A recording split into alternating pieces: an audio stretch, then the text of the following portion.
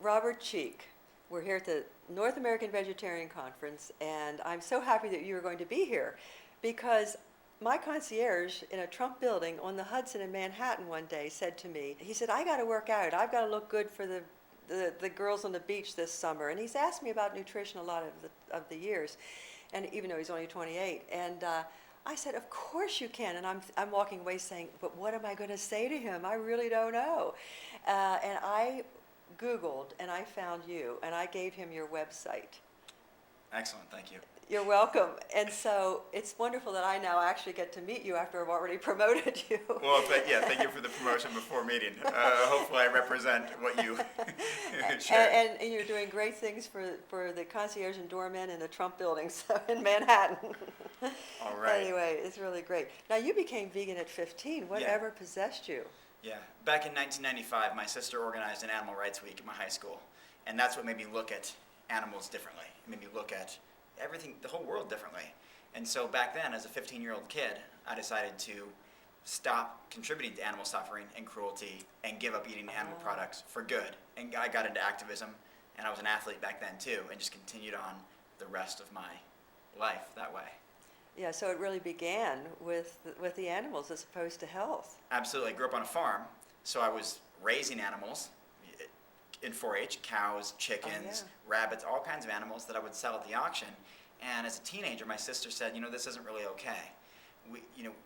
And so she would bring the animals back home. So she would buy them from the auction in some cases. And so that inspired me, and I went, and really what happened was she organized an event at our high school, Animal Rights Week, and so I saw videos of factory farming, animal testing, saw what really on a large scale farming practice, what the real world was like, and decided I didn't want to contribute to that anymore. So you've really entered into bodybuilding at what age? Well, not until I was about 20 years old. So I was 89 pounds when I was 14. When I became vegan at 15, I gained a little bit. I was 120 pounds. And then, so I was a small kid, and I was an endurance runner.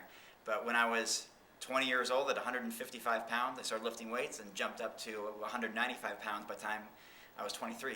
And then I was competing in bodybuilding. But what did people say to you? They must have known that you didn't eat meat, cheese, probably eggs or anything else that was animal-based, right? Right. Most people really laughed at the idea that I could achieve something that I wanted to in sports on a vegan lifestyle, on a plant-based diet. People doubted whether it was possible. They really didn't think it could. In the mid-90s, late 90s, it just wasn't very popular. And so a lot of people questioned whether that was a good idea as an athlete, when really, if we think about it, where do vitamins, minerals, amino acids, fatty acids come from? Well, they come from plant-based whole foods. They come from fruits, vegetables, nuts, grains, seeds. That's where the original sources of nutrition come from. So if we want to be our best, regardless of who we are, what our age is, what our athletic endeavor is, or our own life endeavor, we should go to the original sources of nutrition and get those from the best place. Yeah. So when you're training now, I know that you're author of a book, Vegan Bodybuilding and Fitness, The Complete Guide to Building Your Body on a Plant-Based Diet, and that you're also a 2-time natural bodybuilding champion. So what is the simplest thing to do for somebody that doesn't know where to begin? Right, so everybody has goals and nobody's achieving them. Everyone says, I want to lose weight, I want to gain muscle, I want to lose fat. It's my New Year's resolution, I want to do this. Well, do we really? And how bad do we want it, and what are we willing to do to achieve that? So my perspective is nothing dictates and reveals what our real priorities are, like our actions. We may say, I want to lose weight, this is my priority, I'm going to lose weight. Yet we do everything that contradicts that. Our lifestyle, what we do in our free time, whether we do or do not exercise, how much emphasis we put on that priority, and that actually becomes our true priority. In essence, our true priority is using Facebook. Our true priority is watching a lot of television. Our true priority is maybe it's something totally productive. It's studying for medical school. Okay, our actions dictate our true priority. If we're able to look at ourselves totally objectively and be completely honest and transparent, we'll realize that we're actually, 99% of us are not doing what we think we're doing. So we're in a situation now where 99% of us are not doing what we think we're doing. right? This is within context of really anything. I apply it to fitness, but it can be applied in a regular everyday example, such as this. We all say, I take my dog for a walk every morning. Well, no, you don't. Not when you don't feel like it, or when you're sick, or when you're late for work, or when you're mad at the dog, or when you're out of town, or when you spend the night at someone else's house, or whatever the case is. We remember the things we want to remember, right? I call my mom all the time. Once every 2 or 3 months isn't really all the time, or once a month, once every 3 weeks. It's because we feel bad, right? If I don't call my mom or dad, or I miss my sister's birthday, I feel bad about that. I don't want to remember that. You know, we're so proud. Guess what I did at the gym today? Blah, blah, blah, blah, blah, blah, blah. Well, what did you do yesterday? We'd rather not talk about it, right? We want to remember the things that make us feel good. We want to forget all those times we were mean to somebody, we skipped a workout, we ate junk food. You know, I did such a good job of eating great food today. What was yesterday like? What about the day before? Which leads me to this. What can anybody do? Understand that there's nothing more important than, these are things I write about, the rule of application and the rule of consistency, which may be the most important word in the world. How did you learn to speak English language? How did you learn to do the job that you do? How did you learn to write? You did it every day. Consistency, adaptation, improvement, success, shared success, being able to inspire others. Why is there anything special about me? I was a skinny little kid, but I knew in my head, if I trained every day, what would happen? If I ate good food every day, what would happen? I could see a couple years ahead. Most of us get a little discouraged. Oh, it's going to be hard for me to lose weight. I'm so skinny, I'm lifting these little weights. How am I ever going to get bigger? Well, you have to believe and you have to trust in what consistency does. I promise, if people go to the gym day in and day out and exercise with purpose, not just there to impress somebody or to watch TV or listen to the latest hip-hop music that's on their iPod, but to actually focus and get adequate rest, eat proper nutrition, results happen. You can't run a marathon if you don't practice. You can't just run across the room and expect to run a marathon the next day. But if you run across the room today and outside around the park and around the college campus the next day and you run around the track the next day, your body adapts. Just like our mind adapts to learning mathematics or something else. So the most important rule in fitness is we all want to achieve something. Every single one of us around late December, early January decides, I want something different in my life. We use these words change and improvement as synonyms, really. We want to change something. What we're really saying is I want to improve. I want to be better at my job. I want a promotion. I want to have more money.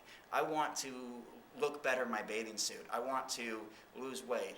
Okay, what is it going to take to get there?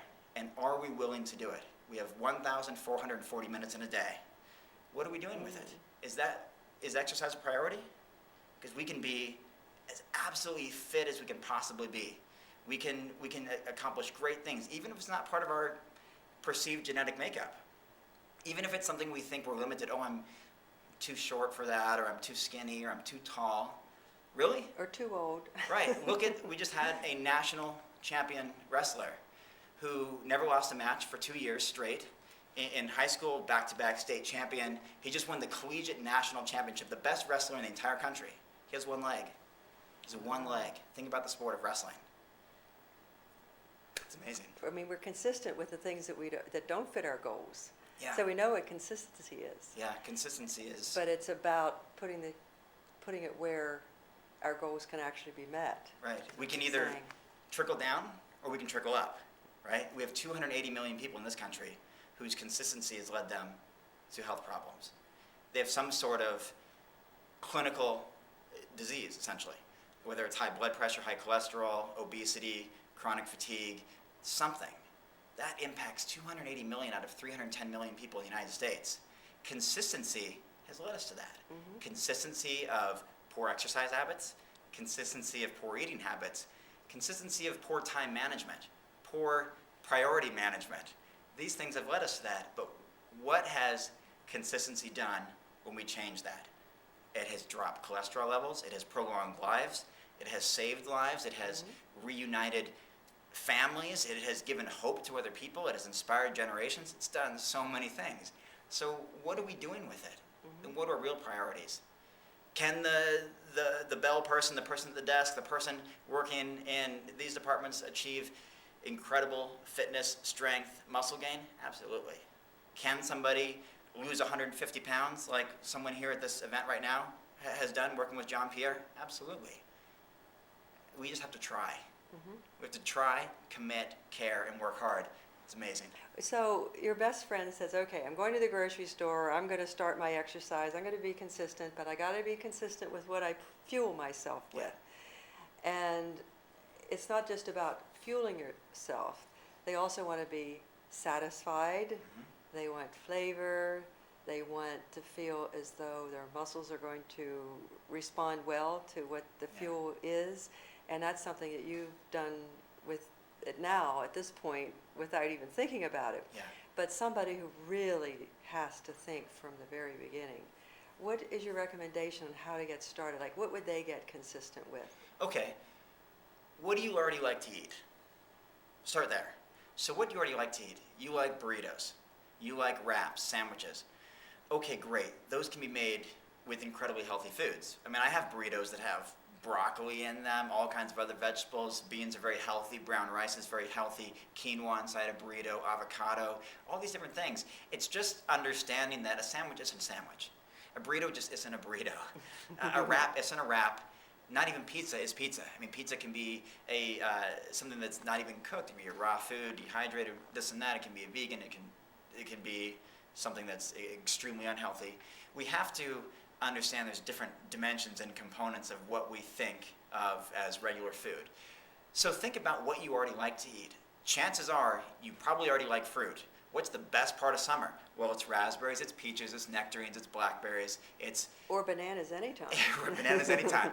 So these are foods that are already really, really healthy. So you want something sweet? Okay, you have fruit. You want something really satiating, really filling? Okay, potatoes and yams and sweet potatoes, not only very satiating because they're so filling, they're heavy by weight, they help expand in the body, they nourish, and they can also be sweet. They can be seasoned herbs, this and that, make it taste however you want. What about the role of ethnic foods? So many of us love Thai food, Japanese food, Mexican food, Indian. Ethiopian food, Indian food. Guess what? Most of these cater to vegan lifestyle naturally. Why? Rice, vegetables, curries, sauces, etc. I mean, that's the foundation for a lot of these diets are grains and vegetables and greens. Okay, so now you can have your Thai food, your Indian food, your Chinese food, your Japanese food, your avocado rolls and other vegetable rolls and all these different things. So therefore, it makes it very, very encouraging, very, very welcoming to have those same foods you're familiar with. And also, one key to really remember, my friend Brendan Brazier says this: the more you add in good foods, the more you add in these different greens, these different vegetables, maybe grains, fruits, the more you add that in, the bad stuff falls to the wayside because you just don't have room for it anymore. You fill up with all this great food, there's not a lot of room for the junk food anymore. You've already taken in your calories, you're satiated, you've had your filling food, be it the ethnic foods or the heavy. I mean, imagine what? A lentil soup or white bean kale soup or vegetable bean stew. Very filling, flavorful, satiating. You know, it covers all those things, all those interests, and it's healthy. And it still allows you to get sufficient protein, carbohydrates, fats, overall nutrition, calories, and you can build muscle. So when you get up in the morning, if you know you're going to be working out right away, is there something you do beforehand nutritionally and then something you prefer to do afterward? Sure. In recovery? Before a workout, I always like fruit. The greatest fuel source. You know, sugars, carbohydrates, goes right into the system.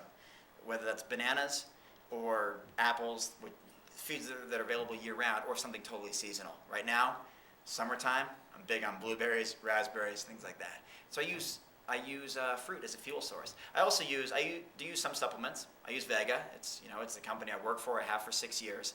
I really, really enjoy the products. They're all plant-based, common allergen-free, totally vegan. And so I use Vega Performance Optimizer, Vega Sport Performance Optimizer pre-workout energy drink. Simply, it has ginseng, yerba mate, green tea, natural plant stimulants that gives us energy. Also has a bunch of anti-inflammatory properties to it. Ginger root, turmeric, devil's claw, things like that. So great energy, great recovery, and afterwards, just eat food. Food has protein, carbohydrates, fats in it. I may do a Vega protein drink afterwards, but it's simply not something I rely on. I just use it because I like it. I think it does And if enhance. someone doesn't have access to them, Sure. what would be a rather specific recipe that someone could start out with? And Sure. then, because I think sometimes someone gets the basics or a base, then they start to see, oh, I could substitute, I could do this, or I Right. could add this, but they have some place to start. Right. So what has to be fundamentally understood, what has to be understood is that supplements should be used, as the name suggests, to supplement an already sound nutrition program. Okay, supplements aren't required, they're not necessary. They may possibly aid in some sort of shortcut in recovery, energy, extra nutrition in a concentrated form, but nothing beats plant-based whole foods. So make your own. Make your own drink. Mix some different things up that you like. Use maybe water as a base, or if you like a little bit richer flavor, or rice milk or almond milk, put some hemp seeds in there, something like that, some flax seeds, blend it up, something like that. Or don't even use a blender at all. Just eat a variety of different foods.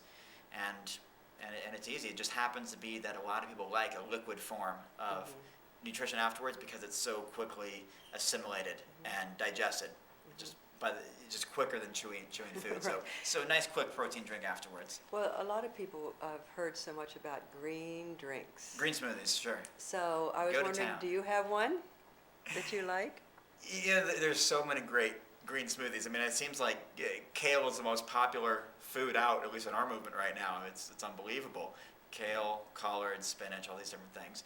I guess I don't necessarily have a specific favorite green drink, but if I do, it would probably be, let's say, maybe a kale base, parsley. I think I would put ginger in there. I love the way ginger adds to a smoothie as far as flavor-wise and recovery properties, anti-inflammatory properties. I'll put apple in there. I'll put some fruit in there. Do you leave the skins on or the skins off? If I'm blending it, I leave the skin on. So I just slice the apple so the seeds aren't in there. Put the apple in there, put avocado in there sometimes. Sometimes my friend makes avocado drink, pineapple, avocado, and a few other greens, maybe some ginger, something else to spice up the flavor. Oh, that's So fabulous. those are some of the things. I don't necessarily do the real strong green drinks of just kale and spinach and collards and chard and things like that. I'm more like, okay, toss in the ginger root, toss in the fruit, the apples. Let's make it pineapple. Let's give it some tartness. Let's give it some flavor. Let's give it a little bite. Yeah. So That's fabulous. So what are your plans going forward now? What are your goals? Because you have mentioned we all do. So even though you've achieved so many of yours, what is next up for you? yeah, that's the pursuit of happiness. The journey in life, I think, is exploring the journey. So you reach some sort of landmark, you reach some sort of milestone, you achieve something. Well, what's the strongest area of personal fulfillment? What's my passion now? Sometimes it's bodybuilding is at the top, sometimes it's not. And sometimes writing is at the top, sometimes it's not. Sometimes traveling is at the top. And what I usually find is that because of my emphasis on passion, dedication, consistency, and simply making the most of every opportunity, whatever I put at the number one priority tends to be pretty successful. If bodybuilding is my first priority, I'll achieve well. I'll probably win bodybuilding competitions. If writing books is number one, okay, I'll probably have a best-selling book. If traveling is number one, I'm going to be all over the world. And that's without any conceit whatsoever, right? I don't even know what that means. But really, I believe that. I just learned how to follow passion, and I created a formula. I write about my book that if you follow this formula of creating a vision based on a real passion, and then follow consistent actions, application, that leads to adaptation. Improvement is a byproduct of success follows. It's just a mathematical equation. It gets there. It's a formula. It works in anything, from making movies to writing books to winning competitions athletically to learning how to speak Mandarin. I mean, it's just a formula. It works. So what's next for me? I'm on tour with my book. I'm having a lot of fun with it, with the vegan bodybuilding and fitness book. Give talks all over the country. I plan to compete again. I haven't competed in a couple years. I kind of put that in the back burner to travel and give talks and write. But I will likely be competing in 2012. A lot more travels. Another book is in the works, almost done. And that's really exciting. And the world goes around. And the world goes around, and hopefully the world reads the book and loves it. It gets inspired by it. Well, you've inspired me. Thank you, Robert, so much. And I have a feeling that your words are going to spread quite wide. Well, thank you. And Thank you. influence. I love that. I'm going to put a big sign up everywhere I look, especially on the refrigerator and in my front door. Consistency. Yeah. It's to get out there and exercise and to be even more careful about my diet. that one word can change the world, and two words that changed the way I looked at everything. When I was 18 years old, a soccer coach told this to me. These two words, to demand excellence. I plastered that all over my wall in high school. It's still there in my old bedroom when I go back and visit the house I grew up in. And that really shaped everything that I do. And I want to look right here, and I want to leave a really, what I think is a pretty profound quote, and it's what I map the rest of my outlook on the world from, is that 20 years from now, you will be more disappointed by the things you didn't do than by the ones you did do. And that's a quote from Mark Twain. He goes on to say some other You almost made me cry. pretty things, like sail away from the safe harbor, catch the trade winds in your sail, explore, dream, discover. He says all this pretty poetic thing, but I only care about the first part, that 20 years from now, Yeah. you'll be more disappointed by the things you didn't do, things you didn't say to somebody, the opportunities you didn't take because you didn't have the courage to do it. But what if you can? I really believe, and I dedicate a lot of my writing to this, that millions and millions and millions and millions of dreams have gone unfulfilled because people in our lives who we trusted said we were never good enough. You're not smart enough to get into that school. You're not pretty enough to do this. You're not athletic enough to ever achieve that. Why would you think you could be an elite athlete, a professional athlete? Yes. You think you could write a book? Are you kidding me? Yes. These are our parents, our best friends, our teachers, our coaches. But if we can believe, or learn to believe in ourselves, we can do amazing things. There was also another great quote that you might even know it. I forget who did it. Courage is having fear and doing it anyway. Yeah, exactly. Yeah, I've read that a number of times. As well as, I think when we're trying to decide what we like to do, I write a lot about what makes you jump out of bed excited, what makes you smile bigger than anything else, what makes you can't wait to tell your best friend something. But another quote that I just like is to let yourself be silently drawn by the strong pull of what you love. Find what you love and just let it pull you in. Pull you in. Thank you so much. It was just fabulous advice at any age. Any age, yeah. At any age. Yeah. Yeah, Thank you. It's never too late to chase a childhood dream that's been set aside for a long time.